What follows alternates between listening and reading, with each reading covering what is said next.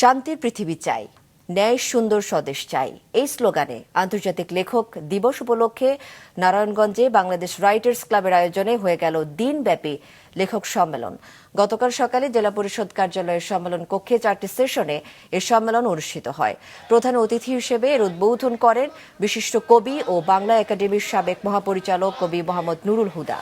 সভাপতিত্বে ছিলেন কবি কাজী আনিসুল হক হীরা।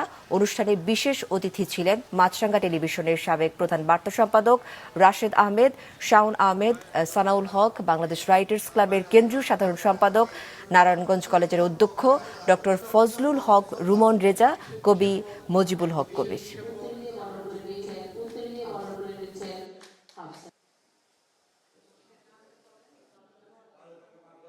এদেশ কবিতা জানি, কবিতা এদেশ, তাই এদেশের সকলকে একযোগে কবি হওয়া চাই, এই কথাটি আমি বলেছি।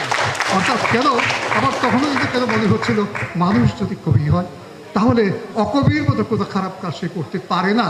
একজনকে আরেক জায়গা থেকে এনে তারপর তার তেল গ্যাস চুরি করতে পারে না, সারা পৃথিবীতে অশান্তি হতে পারে না।